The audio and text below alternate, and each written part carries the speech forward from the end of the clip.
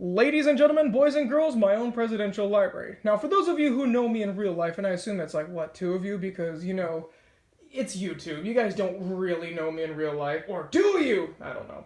I don't know who's watching this. You'll know, if you ever met me, that I am obsessed with political history. I know a lot about basically every president, any election. You basically ask me almost any question, I can answer it on the spot. I don't know what it is. I just become so interested in that kind of history of who led our country and who leads it and who will lead it and what are the odds of X person, that kind of stuff. Almost like Karl Rove, but I don't know. No, I'm saying Karl Rove. That's not the point. And the point is that I have collected a bunch of memorabilia stuff from them. Some stuff signed by presidents, some stuff that's related to them or their campaigns, various things like that. Now, one important thing to note is that I don't really care about who it is that I get stuff from. I'll accept stuff from any of the 45. The more obscure, the better, because usually that means it's worth a lot more, unless it's Abraham Lincoln or George Washington, then you basically have to sell your firstborn child. So yeah, I don't have anything signed by George Washington or Abraham Lincoln. Sorry to spoil the fun. But yeah, like I said, none of this really reflects my own personal beliefs. That's for nobody's business, actually. Although I'm sure a lot of you actually know what it is if you actually hear what I talk about and stuff. Or if you secretly listen in on my conversations that I have with family. So, let me show you what I got. And yes, all this is authentic unless I say otherwise, and I will show you when. First of all, signed stuff. This is a letter signed by President Ronald Reagan. See, right here, there's a signature. Now, a lot of these letters that come out are actually auto-penned, because the president's so busy, they won't actually sign. So a lot of these are pretty hard to come by when they're actually signed. This actually is. I have confirmation because it changes feel when it gets over here. You can definitely tell there was a lot of ink used, or some kind of ink. And not the same kind of up here, like printer ink. This is hand signed, I can tell. And I know it looks a little, I don't know.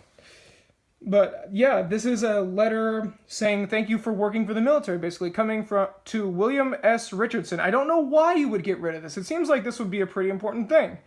But William S. Richardson, your service is very much appreciated, and thank you, President Reagan, for signing this. Next, it's a file. But it is a file that holds a letter. A letter from President Clinton. Bill Clinton, because, there's only one President Clinton.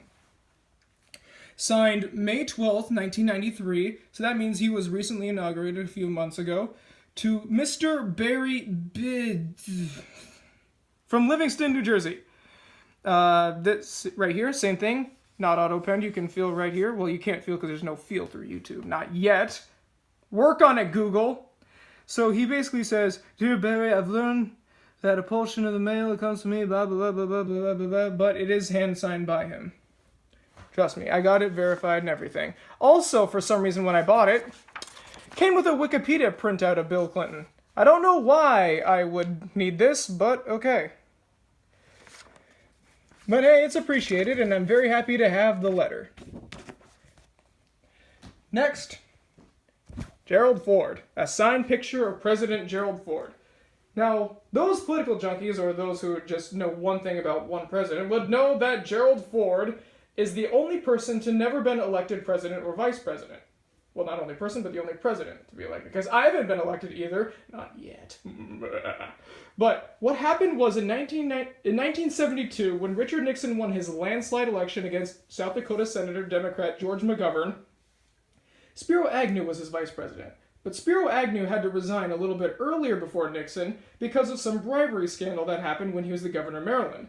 So desperate for a vice president, Richard Nixon picked Gerald Ford, one of the representatives from Michigan, to be his vice president, and he was unanimously approved. Then Richard Nixon resigned because of Watergate, and then we got Ford. Ford seemed like such a nice guy, but he had no chance of winning 1976 because Jimmy Carter was just so charismatic, and people were done with Watergate. Even the South turned blue. Well, to be fair, Jimmy Carter was a Southerner, and the South hadn't made its full transition from the Barry Goldwater stuff. It's complicated, and I don't want to bore you with that. So yeah, there's his signature right there. And it's inside a very nice protective case. That way, I can manhandle it all I want, and it won't get hurt. But I won't actually manhandle it for real. I just jiggled it a little because I don't want it to get hurt. This looks old. And you'd better believe that it is old. Let me show you what lies inside. The United States of America land grant signed by President Franklin Pierce. Don't know who Franklin Pierce is? He was the 14th president. So it goes Washington, Adams, Jefferson, Madison, Monroe, Adams, Jackson, Van Buren, Harrison, Tyler, Polk, Taylor, Fillmore, Pierce. And then Buchanan, and then Lincoln. Pierce, oh boy. Elected president in 1852, left office in 1856, disgraced. Came in a landslide, and then everybody hated him because of his whole weak stance on slavery when the country needed somebody to help pull it all together. He let himself get bullied by Stephen Douglas, helped the country fall apart. This guy's just had bad luck throughout his whole life. I mean, before he was inaugurated, his son died in a train accident. And he already lost like 2 or 3 other kids before due to disease. His wife was praying that he wouldn't become president, and she was miserable throughout the entire time she was first lady. Then when he left office, she died and he drank himself to death. Saddest story of any retired president, but here it is. What this is a land grant. So, I'm trying to see, where is it again? I don't remember where this land is good for, so just give me a minute. Obviously it's expired now, so I do not own any of this, but I do remember that it was given to a German immigrant. Act of Congress, blah, blah, blah, blah. Okay, I know it says here. It's gotta say it. Bear with me. While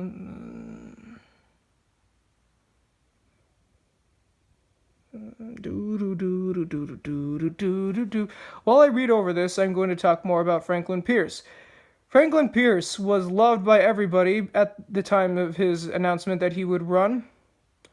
Okay, I can't find it here, but he was loved a lot, but because he was handsome and offensive to nobody, but yeah, look how that turned out. But then Buchanan came after that, and everybody considers Buchanan the worst. Like me, I also consider him the worst. He caused the Civil War, after all. Next, another one. This one is from the Dakota Territory. I know that one for a fact. So this is signed by Grover Cleveland. Signature right here. Grover Cleveland was the only president to serve 2 non-consecutive terms. So after Pierce, then Buchanan, then Lincoln, Johnson, Grant, Hayes, Garfield, Arthur, then Cleveland, then Ben Harrison, who was the grandson of William Henry Harrison, and then Grover Cleveland again. By many historians say that the first term went well and the second term did not. I'm not going to talk about what I think there, but actually you might as well. Yeah, that's kind of what happened. But yeah, this is signed by Grover Cleveland and the Secretary of, what was it? I just forgot, sorry. It's from the General Land Office. It's that guy. So basically the guy who gives out all the land stuff. So this is in North Dakota, by the way. It's just called the Dakota Territory, but looking at some research I did, it's actually in North Dakota. So, if you own this piece of North Dakota land, it's mine now by order of President Grover Cleveland. Here's a plaque signed by Lyndon Johnson. It's the same thing as Ronald Reagan's. Now, all these look the same until you get to here. This one is in a glass casing, but the seller assured me that this was authentic, and you can see it definitely does look pretty authentic. And this one is for Rahe H. West. So, Lyndon Johnson, signed by him, not much else to say.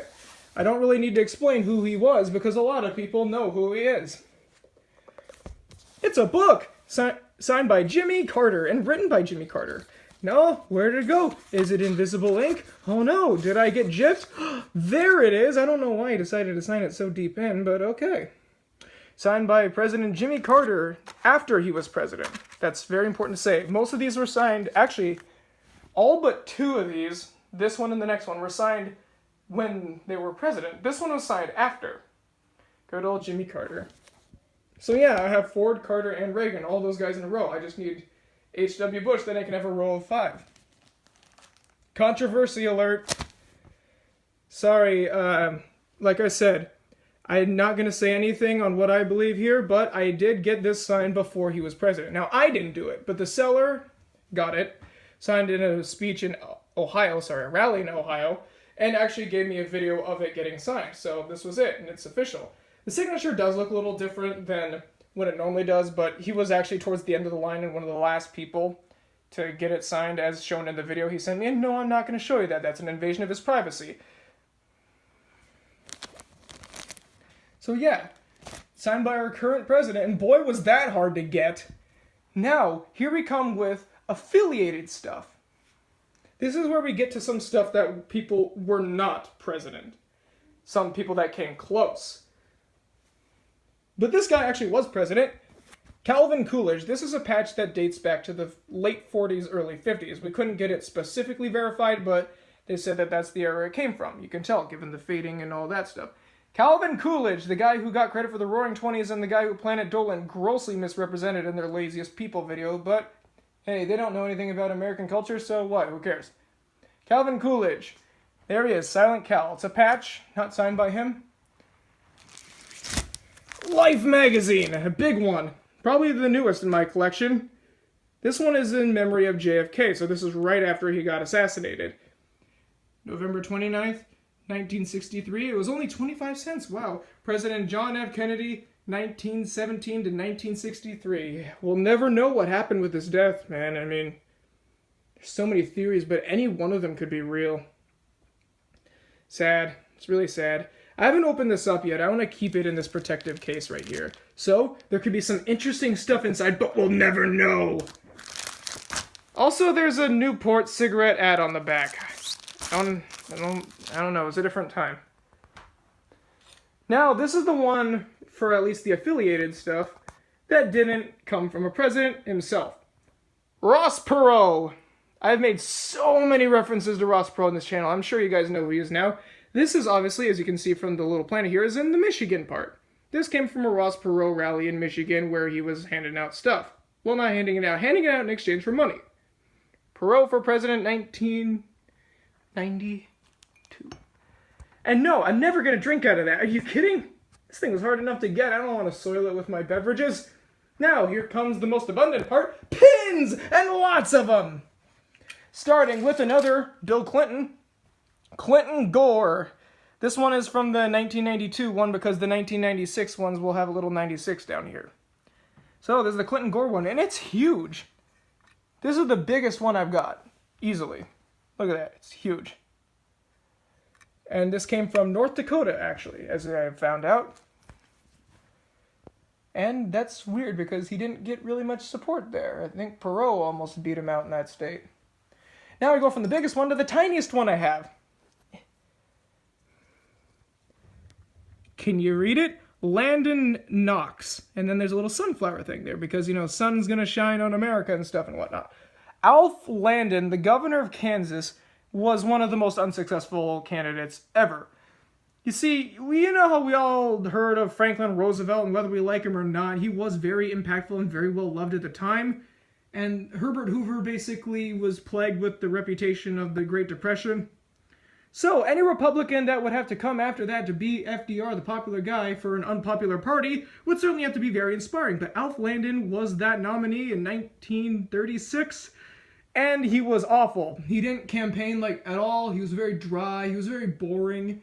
He didn't really have any specific plans. He just spoke bland pleasantries. And then Frank Knox is a newspaper publisher from New York. Very uninspiring as well. They got 2 states. They won Vermont and Maine, which are the only 2 states to never vote for FDR. And then right after good old Alf Landon, sorry, I'm trying to dig around here to see if I can find it. Aha! Wendell Willkie, who was not a politician. He was actually a businessman from New York who was actually a former Democrat, but he switched over because he disagreed with FDR. So this is Wendell Willkie 1, 1944. Or 1940, because 1944 was Thomas Dewey's first run. I have a Thomas Dewey as well. And there it is. Maybe I'll show you that next. So yeah, Wendell Willkie right here. Very good condition, surprisingly, despite being from 1940. I just had it. Where was it? Come on. Nope. Nope. That's not you. Not you. Not you. Aha! Truman was screwy to build a porch for Dewey.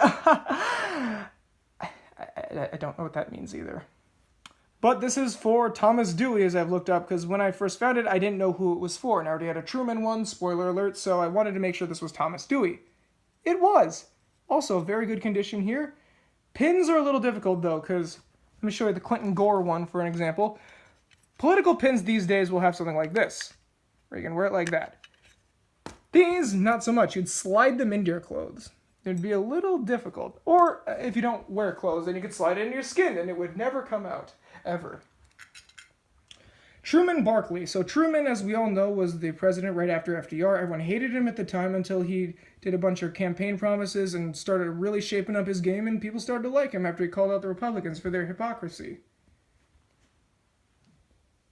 See? There it is. It's red. And then there's Alvin Barkley, who was his vice president. Nobody thought he was going to win that one, of course. 1948. Truman, 1948. There we go.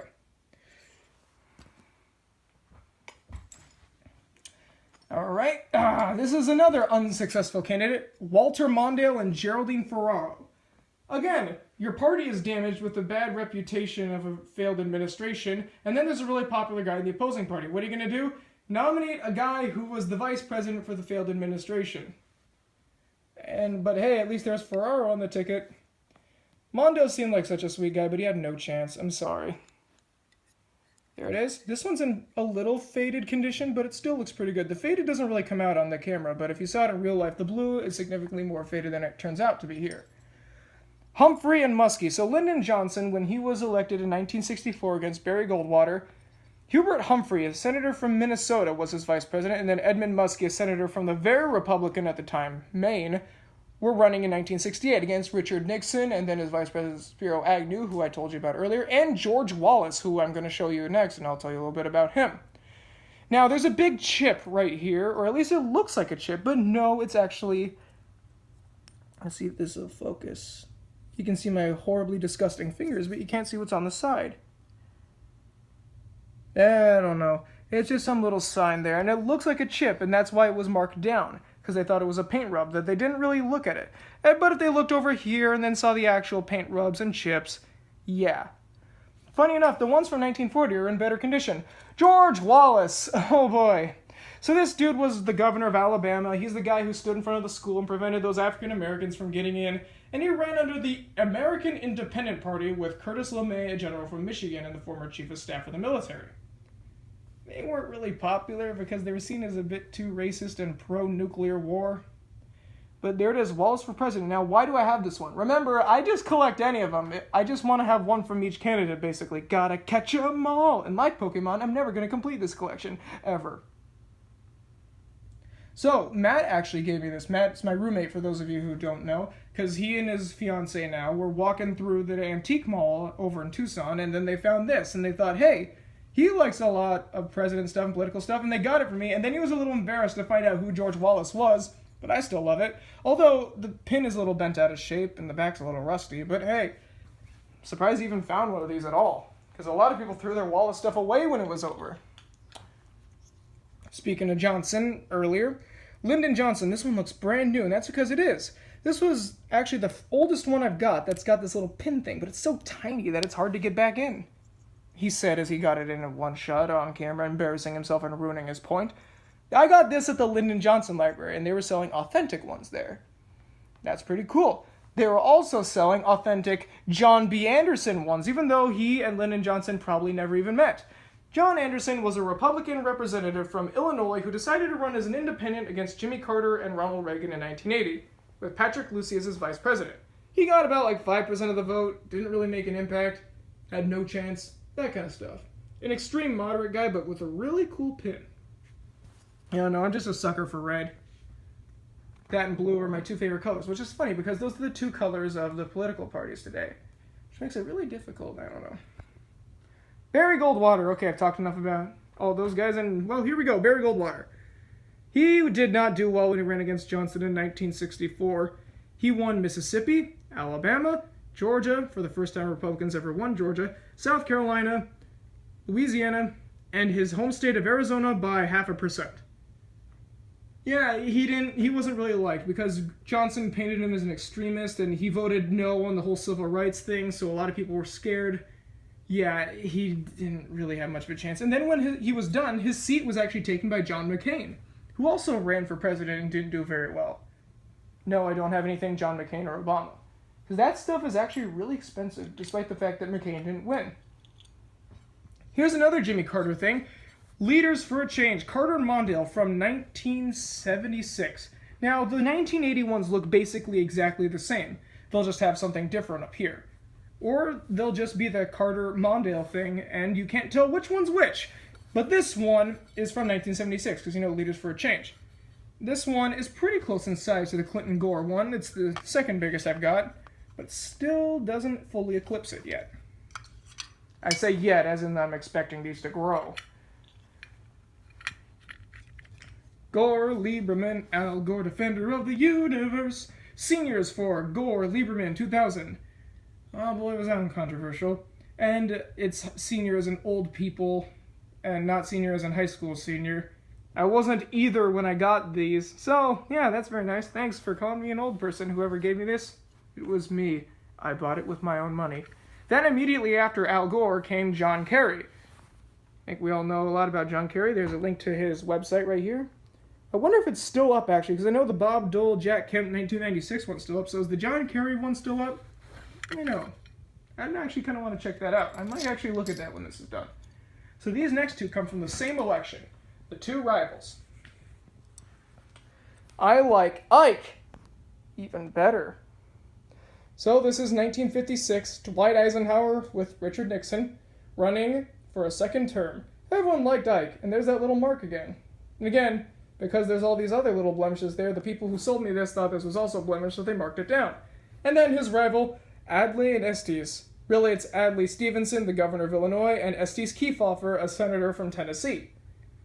Now, when Adlai Stevenson ran in 1952, he ran with John Sparkman, a senator from Alabama, and that painted him in a very bad mark because Sparkman was very pro-segregation, and this was when the Democratic Party was deciding whether or not they wanted civil rights or segregation, so it didn't really help him. And Adlai Stevenson already wasn't very charismatic, so Estes Kefauver was kind of an outsider, populist, pretty popular, kind of like what Bernie Sanders is today. He's the outsider that everybody thinks can shake it all up. And that was kind of him there, but they still didn't do very well because Adlai Stevenson was not very inspiring and Eisenhower was doing so well. Ross Perot again. One of the very first ones I ever got. And this one looks brand new, even though it's 1992. It still looks brand new, very clean, very happy with it. Simple as that. President Warren Harding. The guy that everybody hates, but when you actually look at his record, he did a lot of good, and a lot of the stuff he's accused of, he actually didn't really do. That guy.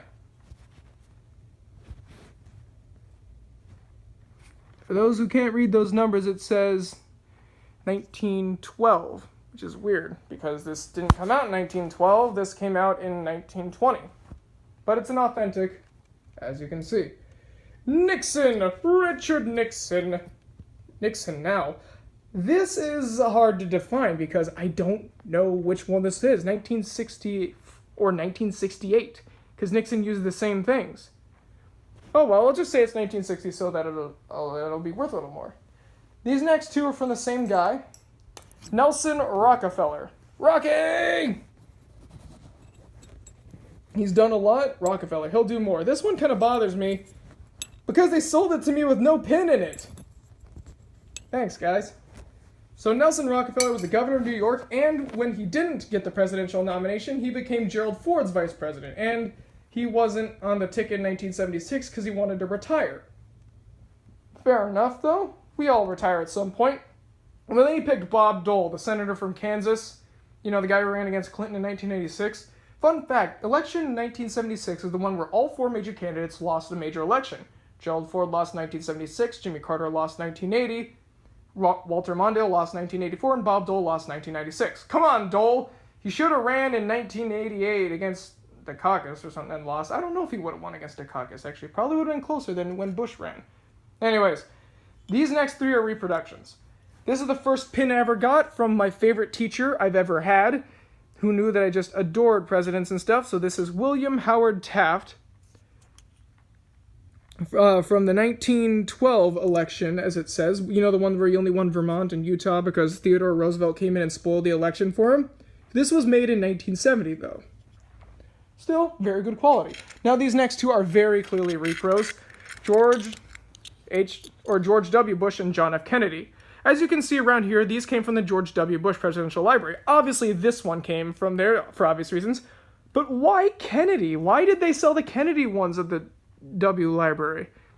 Oh well, I'm sure when I go to the other ones it's going to be even crazier, because that's one of the things on my bucket list is I want to go see them all. Gotta see them all. Made this joke a lot. Now there's one last one I want to talk about. This is the only one that I've actually gotten signed myself. And this one has a lot of sentimental value. Not president, but Congress.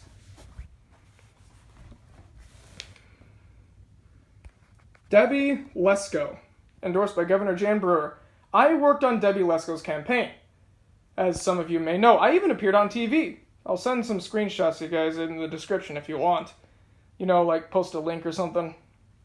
So, Debbie Lesko was running for Congressional District 8's seat because Trent Franks resigned after that stupid sex scandal. Why do these people do horrible things like that?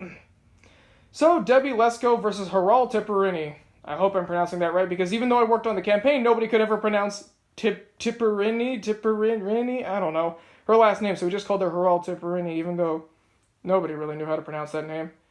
Normally I'm for a very, okay, let's all get along kind of thing, but I couldn't let Tiparini win. Do you know what she did? So, Haral Tiparini advertised herself as a doctor. You know, I'm saving lives and helping all these people. Turns out she got fired due to malpractice like 11 years ago because she left someone on the operating table to die, and they did die. She let their leg open and infected, and then they died, and then the only reason that she avoided malpractice is because she quit. So that way they couldn't sue her. Great. And now she was running for office. And then there's Debbie Lesko here, which I felt was definitely the better choice. So we worked hard, we fought hard, and despite the low voter turnout, Lesko won.